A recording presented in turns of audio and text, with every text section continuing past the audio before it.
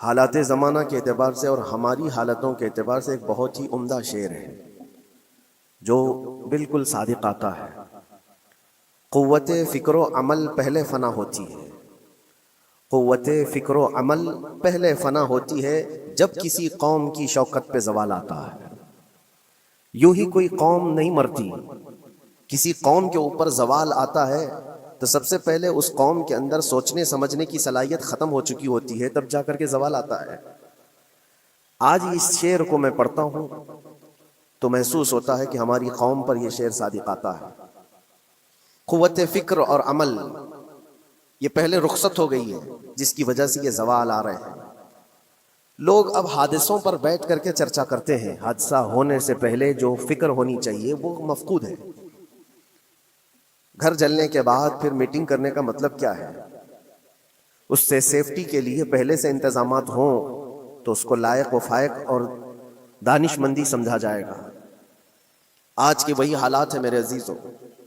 آپ کو پتہ ہے کچھ قومیں ایسی ہیں جو فیوچر پلاننگ کے لیے 100 سال کے بعد کا سوچتی ہیں، جبکہ یہ اسلام کا حصہ تھا۔ نبی کونین صلی اللہ علیہ وسلم نے 1400 سال بعد ہونے والی چیزوں کی پیشین گوئی فرمائی کہ نہیں فرمائی؟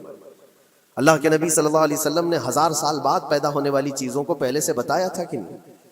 یہ ساری چیزیں نبی آخر الزمان صلی اللہ علیہ وسلم نے جو بتایا، مطلب یہی تھا کہ اس وقت کے لوگوں کو ضرورت تو نہیں تھی ان حالات کی، پھر بھی حضور ان کو بتا رہے تھے، صحابہ کو۔ آج جو چیزیں پیدا ہونے والی ہیں وہ رسول پاک کو پتہ تھا، 1000 سال بعد ہونے والی چیزیں ہیں، لیکن اس وقت کے صحابہ کو یہ باتیں کیوں بتائی جا رہی تھی؟ ان کے حالات تو اس وقت کے نہیں تھے ویسے۔ اس کے باوجود نبی پاک صلی اللہ علیہ وسلم نے ان کو 1000 سال بعد ہونے والی چیزوں کی باتیں اس لیے بتائی کہ یہ دین اسلام فیوچر پلاننگ کے لیے کتنا ایکٹیو ہے یہ سمجھو، آگے کے لیے۔ اس لیے بتایا گیا کہ صحابہ اپنی اولاد کو اور وہ اپنی اولاد کو، وہ اپنی اولاد کو یہ بات منتقل کرتے جائیں اور آنے والے حادثوں سے پہلے سے ذہن پریپیئر رہے، تیار رہے۔ دجال کے فتنے کا ذکر کتنی مرتبہ حدیث پاک میں آیا۔ امت کو نبی پاک صلی اللہ علیہ وسلم نے یوں ہی نہیں چھوڑ دیا۔ دجال کا فتنہ آئے گا، یاجوج ماجوج کا فتنہ آئے گا، یہ ساری چیزیں بتائی گئی کہ نہیں؟ ہر مسلمان تقریباً جانتا ہے آخر زمانے میں ایک بہت بڑا فتنہ دجال کی صورت میں ظاہر ہوگا۔ تو یہ باتیں اتنے 100 سالوں سے چل رہی ہیں کہ ذہن تیار ہے اس فتنے کو کہ اگر ایسا فتنہ آیا تو ایمان پر ڈٹے رہنا ہے، جمے رہنا ہے۔ یہ بات ہوتی ہے آگے آنے والے حادثات سے قوم کو باخبر رکھنا۔ آج جو حالات ہیں، جب کبھی کوئی چیز لٹ جائے تو سارے لوگ سڑکوں پر آ جائیں گے یا پھر کسی نشستگاہ پر بیٹھ کر کے رات بھر میٹنگ کر کے چلے جائیں گے۔ یہ حادثے ہونے کے بعد کے جو حالات ہیں یہ وہی چیزیں درشا رہی ہیں کہ قوت فکر و عمل فنا ہو گئی ہے۔ قیادت ہمارے ہاں مفقود ہے، کسی ایک قائد کے تحت کوئی ساری قوم آنا نہیں چاہتی۔ آپ کیا سمجھتے ہیں کہ جو ہمارے ساتھ حالات پیش آ رہے ہیں، کبھی مسجدوں کو لے کر، کبھی خانقاہوں کو لے کر، کبھی بزرگوں کے نام کو لے کر، اب ہمارے وقف کی جائیداد کو لے کر، یہ سارے جو معاملات ہیں یہ اچانک آنے والی چیزیں نہیں ہیں۔ بھانپ لیا گیا ہے تمہاری پوری طبیعت کو، تمہارے مزاج کو، کہ فکر و عمل کی قوت ان کی ختم ہو چکی ہے۔ ان کو 2 چند چیزوں میں ہی راضی کیا جا سکتا ہے۔ دنیا یہ سمجھ رہی ہے جس کی وجہ سے کھلواڑ پر کھلواڑ ہوتے چلے جا رہے ہیں، اور ان کو یہ بھی پتہ ہے کہ یہ کچھ نہ کر سکیں گے۔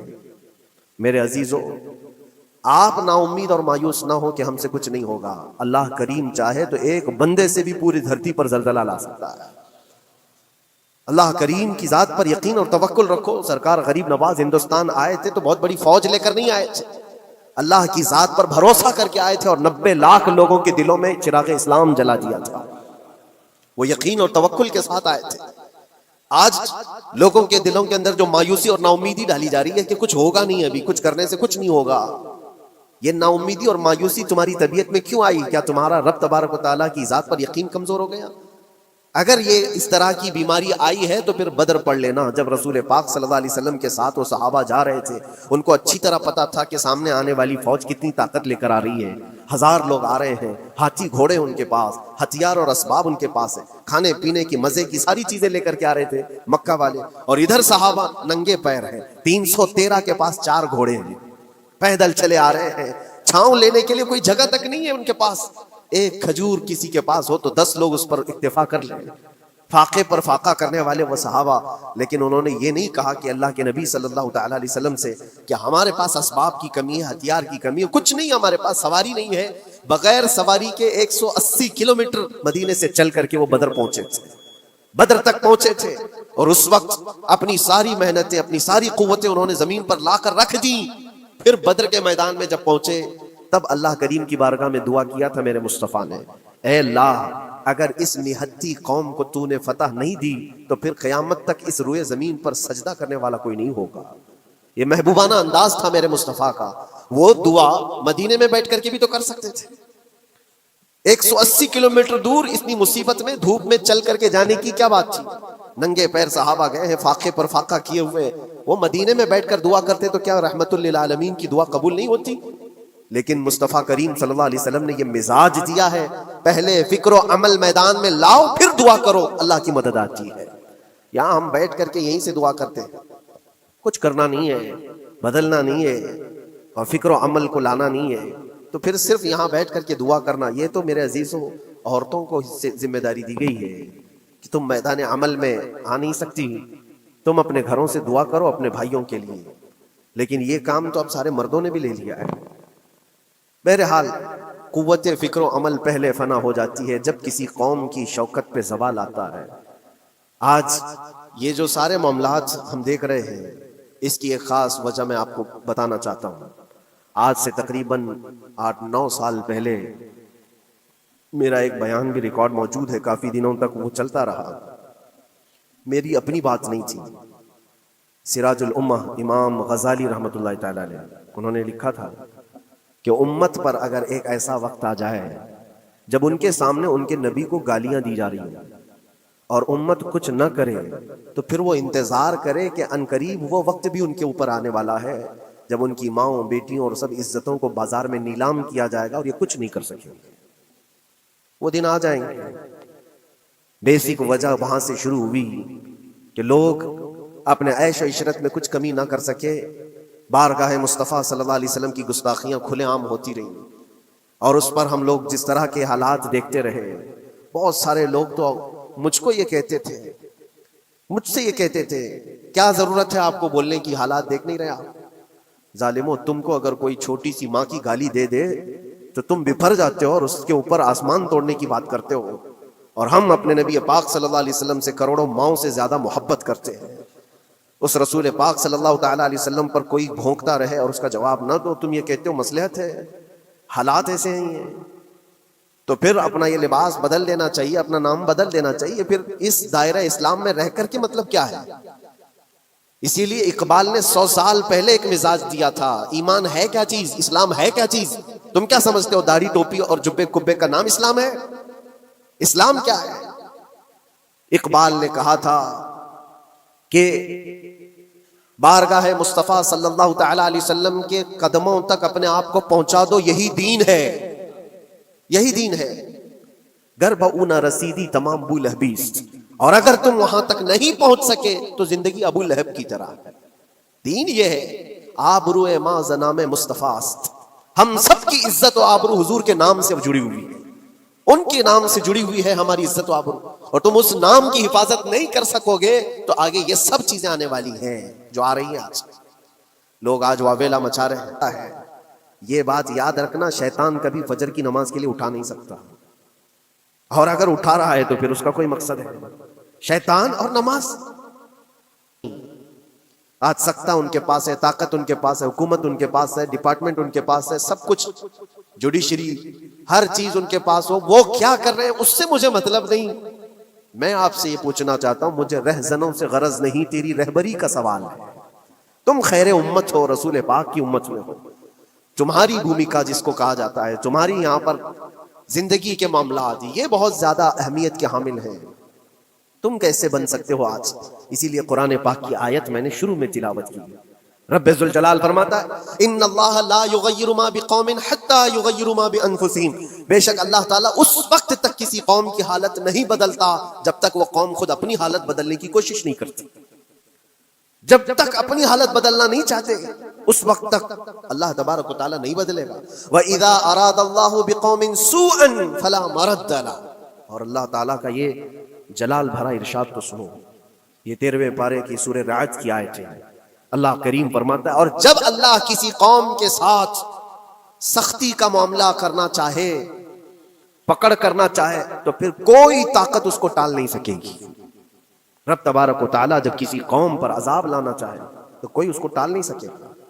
تو بدلو، اسی لیے اکثر یہ کہا جاتا، میں تو اپنی تقریروں میں جو چند مجھے چیزیں یاد رہتی ہیں وہ عرض کیے دیتا ہوں، باقی مجھے شعر و شاعری زیادہ یاد نہیں رہتی، لیکن جو دل پہ لگتی ہیں باتیں وہ ذہن میں محفوظ ہو جاتی ہیں۔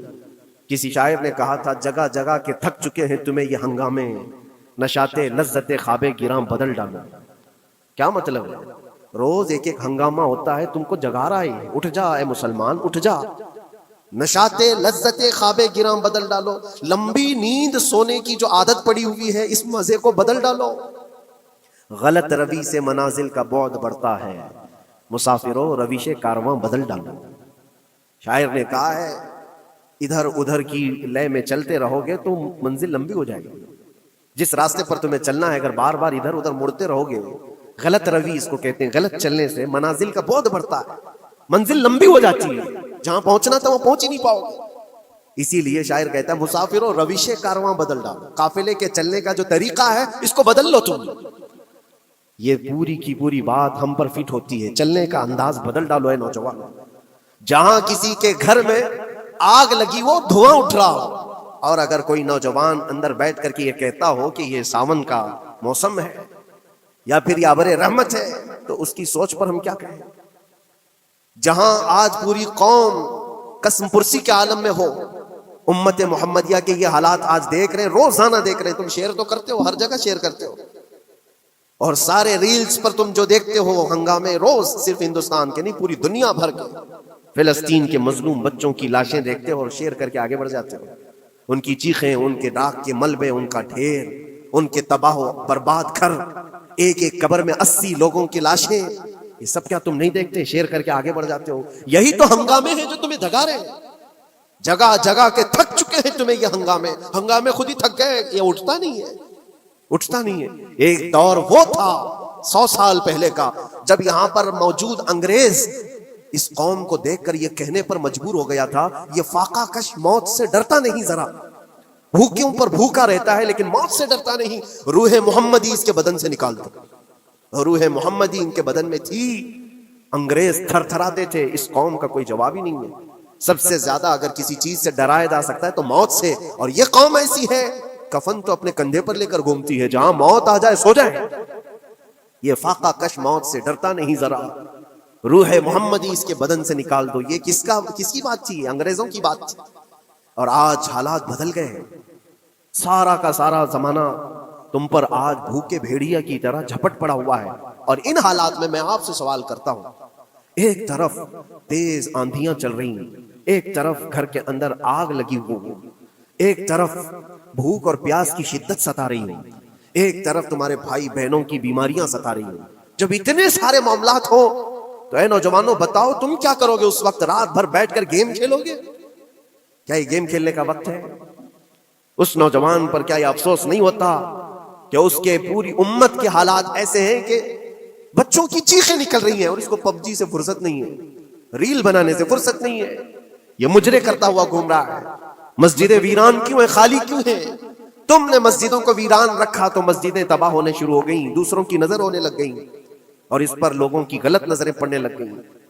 آ جاؤ اے مسلمانوں، میرے مصطفیٰ کریم صلی اللہ تعالیٰ علیہ وسلم کی ہدایات پر ایک بات چیلنج کے ساتھ کہتا ہوں، تمہارا نام اگر نبی پاک صلی اللہ علیہ وسلم کے نام سے جڑا ہے تو یہ چیلنج کے ساتھ میں کہتا ہوں، اس رہتی دنیا میں تمہیں پوری طاقتیں مل کر وہ عزت نہیں دے سکتی جو میرے مصطفیٰ کے قدموں کی وابستگی دے گی۔ کوئی تمہیں عزت نہیں دے سکتا، تمہیں وہیں آنا پڑے گا، اسی پوائنٹ پر آنا پڑے گا جہاں پہنچ کر کے خالد بن ولید نے عزت پائی تھی، اسی نقطے پر آ کر جمع ہو جاؤ جہاں عمر پہنچے تھے تو فاروق اعظم بن گئے تھے، اسی نقطے پر آ جاؤ جہاں علی پہنچے تھے تو حیدر کرار بنے تھے۔ ہر ایک کو عزت اسی بارگاہ سے ملی ہے، اور جو کچھ بھی معاملات ہو رہے ہیں اس کی ایک وجہ یہی ہے، ناموس رسالت پر تم نے ہلکے پن کا اظہار کیا تو پھر ہمارے سارے مسئلے داؤ پہ لگ جائیں گے۔ سارے مسئلے یہ تو وقف ہے. ابھی دیکھو آگے کل تمہاری اذانیں نشانے پر ہیں, تمہاری جماعت کی نمازیں نشانے پر ہیں, تمہاری مسجدیں بھی نشانے پر ہیں کہ تم اپنے گھروں پر بھی جمعہ پڑھ سکتے ہو, چھتوں پر بھی نمازیں پڑھ سکتے ہو. یہ سب معاملات آئیں گے. برقع, حجاب, ٹوپی, داڑھی ویسے ہی چل چکے ہیں مسئلے. ہر چیز نشانے پر ہے. ارے تمہارے کھانے بھی نشانے پر ہے, تم کیا کھاؤ گے کیا بچاؤ گے یہ بھی نشانے پر ہے. یہ سارے مسائل صرف اسی بنیاد پر ہے. قوت فکر و عمل پہلے فنا ہوتی ہے جب کسی قوم کی شوکت پہ زوال آتا ہے. اور یہ ایک بات یہ بھی میں بتا دوں, اقبال نے سچ کہا تھا, ان کے جو ہم غلام تھے خلق کے پیشوا رہے, ان سے پھرے جہاں پھرا پھر آئی کمی وقار. جو کچھ بھی ہوا ہے ہماری عزت و وقار میں کمی کا مسئلہ ان سے پھر جانے کی وجہ سے. نبی پاک سے تم دور ہوئے, یہ عزتوں اور وقاروں میں کمی ہے. عجیب سی بات نہیں ہے, یہ دوگلا پن نہیں ہے. میں ان نوجوانوں سے پوچھتا ہوں, نبی پاک صلی اللہ علیہ وسلم سے سچی محبت کا اظہار کرتے ہو, حضور سے اپنی جان سے زیادہ محبت کی بات کرتے ہو, لیکن جب ان کے اخلاق کی بات کی جائے تو تمہیں اخلاق ان کے پسند نہیں ہے, حضور پاک کا چہرہ نہیں پسند ہے, حضور پاک کے لباس تمہیں نہیں پسند ہے, تو پھر کون سی محبت کی بات کرتے ہو؟ اللہ کے رسول صلی اللہ تعالیٰ علیہ وسلم سے تم بے انتہا محبت کی بات کرتے ہو. پھر وہ محبت کا تقاضا یہ ہے کہ تمہاری ظاہری زندگی میں بھی تو نظر آئے کچھ. محبت کا تقاضا یہ ہے. تم شرما جاتے ہو, دنیا کیا کہے گی مجھے, دنیا کیا کہے گی, دقیانوسی کہے گی, فنڈامنٹل کہے گی, پرانے زمانے کا کہے گی. میں چہرے پر داڑھی رکھ لوں تو لوگ مجھے پتہ نہیں کیا کیا کوسیں گے. تم نے دنیا کے لیے اپنے آپ کو بدل لیا, یہ نہیں سوچا کہ یہ وہی دنیا ہے جو 4 دن کے بعد میری دوستی کو لات مارے گی, اور 4 دن کے بعد مجھے قبر میں رکھ کر کے منو مٹی پر دبا دے گی, اور مجھے جانا تو ہے پھر قبر میں منہ دکھانا ہے تو اسی مصطفیٰ کو دکھانا. جہاں یہ نہیں پہنچ سکتے وہاں رسول پاک ہوں گے. محشر کے میدان میں جہاں کوئی سہارا نہیں ہوگا اس وقت رسول پاک تمہارا ہاتھ پکڑ رہے ہوں گے, اور تم نے ان کا خیال نہیں کیا. آ جاؤ اسی نقطے پر, اسی پوائنٹ پر جہاں ہماری کامیابی مضمر ہے. میں صرف اور صرف اپنے بیانوں میں یہی چیز عرض کرنا چاہتا ہوں, صرف اتنا چاہتا ہوں اے نوجوانوں, جس کے نام سے تم آباد ہو اس نام کے ساتھ صحیح معنوں میں جڑ جاؤ, کیونکہ قرآن کا وعدہ ہے وَلَا تَهِنُوا وَلَا تَحْزَنُوا وَأَنْتُمُ الْأَعْلَوْنَ إِن كُنتُم مُؤْمِنِينَ. گھبراؤ مت, پریشان مت ہو, تم سب سے زیادہ بلند رہو گے. اگر اللہ نے فرمایا ہے تو یہ 100% حق ہے. اللہ نے فرمایا ہے تم سب سے زیادہ بلند رہو گے, لیکن آگے رب فرماتا ہے ان کنتم مؤمنین, اگر تم سچے ایمان والے ہو جاؤ. اور ایمان کس کو کہتے ہیں؟ لا یؤمن احدکم حتی اکون احب الیہ من والدہ وولدہ والناس اجمعین. میرے آقا فرماتے ہیں ایمان اس وقت تک کمپلیٹ نہیں ہوگا جب تک تم اپنے ماں باپ اولاد اور ساری دنیا سے زیادہ مجھ سے محبت نہ کرو. یہ ہے. اور اخیر میں یہی کہوں گا, ہر مسئلے کا حل, سارے تمام ایشوز کا خلاصہ, علاج ایک ہی چیز میں ہے کہ محمد سے وفا تم ہے تو ہم تیرے ہیں. یہ جہاں چیز ہے کیا, لوح و قلم تیرے ہیں. لوگ انتظار میں ہیں, بہت سارے لوگ یہ پوچھتے بھی ہیں ہمیں کیا کرنا چاہیے, ہمیں کیا کرنا چاہیے. ظلم پہ ظلم ہوتا جا رہا ہے. ظالم اپنے انجام پر ضرور پہنچیں گے, کیونکہ قرآن میں اللہ کا وعدہ ہے وَسَيَعْلَمُ الَّذِينَ ظَلَمُوا أَيَّ مُنْقَلَبٍ يَنْقَلِبُونَ. ان قریب ظالم یہ دیکھ لے گا کہ اللہ اس کو کس پلٹی پر پلٹائے گا, کس کھائی میں گرائے گا. اسے اندازہ بھی نہیں ہوگا, اس کے بنے ہوئے جالوں میں وہ خود پھنسے گا. ظالموں کی ایک لمبی تاریخ ہے اور ان کو بھی پڑھنا چاہیے جو آج ظلم کر رہے ہیں, لیکن تمہارا کردار کیا ہو اس سلسلے میں. جو ہمارے بچے یا نوجوان سوال کرتے ہیں کیا کرنا چاہیے, پہلے سب سے پہلی چیز میں یہ کہتا ہوں, جتنا کھو چکے ہیں, جتنی جا چکے ہیں, اور جو اب برباد ہوا ہے, اس چیز پر منتھن کرنا, اس چیز پر بیٹھ کر میٹنگ کرنا. اس سے پہلے میں چاہتا ہوں کہ آگے ہونے والے نقصانات سے پہلے اپنے آپ کو بدل لو. آگے جو بڑے حادثات آنے والے ہیں, آگے جو بڑی آندھیاں آنے والی ہیں, اس سے پہلے اپنے دروازے ٹھیک کر لو, اپنی زندگیاں سدھار لو. جو ہو گیا ابھی یہ نقصان تو بہت بڑا نقصان ہے امت کا. جو کچھ بھی ہوا ہے, مسجدیں, معبدیں, خانقاہیں, مزارات, اولیاء کی ذات, بزرگوں کے نام, قرآن, اسلام, دین, یہ ساری چیزوں پر جو حملے ہوئے, لیکن آگے چل کر کے تمہارے وجود پر سوال ہوگا, تمہاری نسلوں پر سوال ہوگا, تمہارے علم دین پر سوال, تمہاری محراب پر, تمہارے ممبر پر. کل کو دیکھنا یہ آزادی بھی ختم کر لی جائے گی, ممبر سے کوئی کھلے عام بول بھی نہیں سکے گا. یہ آج جو ہم بیان کر رہے ہیں آگے چل کر کے دیکھنا یہ آوازیں بھی بند کر دی جائیں گی. یہ کھلے عام کوئی مولوی بول نہ سکے, جو ہم چاہیں وہی بولے. میرے عزیزوں, اس وقت کے ان حادثوں سے بچنے کے لیے میں کہتا ہوں ابھی اپنے آپ کو بدل لو. مسافروں رویش کارواں بدل ڈالو، اٹھو وگرنہ حشر نہ ہوگا پھر کبھی، دوڑو کہ زمانہ چال اپنی چل گیا۔ اللہ کریم ہم سب کی قوت فکر و عمل پھر سے عطا فرمائے۔ رب تبارک و تعالی ہمیں اتحاد و اتفاق نصیب فرمائے۔ رب تبارک و تعالی دامن مصطفیٰ میں سارے مسلمانوں کو جمع ہونے کی توفیق عطا فرمائے۔ گنبد خضرا کی چھاؤں میں مولا ہمیں عزت و وقار عطا فرمائے۔ رب تبارک و تعالی ظالموں کو جلد ان کے ٹھکانے پر پہنچا دے۔ اے کریم خدا رحم الراحمین، مولا ہمارے شاعر اسلام کے ساتھ جو کچھ بھی ہو رہا ہے غیب سے تو مولا مدد کے اسباب پیدا فرما دے۔ ہمارے درمیان مولا قیادت اور سچی قیادت عطا فرما۔ اے کریم خدا رحم الراحمین، خصوصاً تیرے دربار میں التجا ہے مولا، فلسطین کے نہتے مظلوموں کی غیب سے مدد فرما۔ جبرائیل امین کی تائید انہیں عطا فرما، رحمت کے فرشتوں سے ان کی مدد فرما۔ مولا پورا شہر رات کے ڈھیر پر ہے، اے کریم خدا خوشیاں دیکھے انہیں زمانہ بیت گیا، مولا ان کے گھروں میں خوشیاں عطا فرما۔ اے اللہ ان بلکتی ہوئی ماؤں کو، ان کی جو گودیں اجاڑ دی گئی ہیں، ان کے گھر جو برباد کیے گئے ہیں، ان کے شہیدوں کو قبول فرما، ان کے زخموں کو مولا تو شفا عطا فرما۔ اے کریم خدا خصوصیت کے ساتھ ان کے ہمارے اور تیرے دشمنوں کو ہلاک و برباد فرما دے، ان کی زمین ان کے لیے تنگ فرما دے۔ ربنا وآتنا ما وعدتنا على رسلك ولا تخزنا يوم القيامة انك لا تخلف الميعاد برحمتك يا ارحم الراحمين، وآخر دعوانا ان الحمد لله رب العالمين۔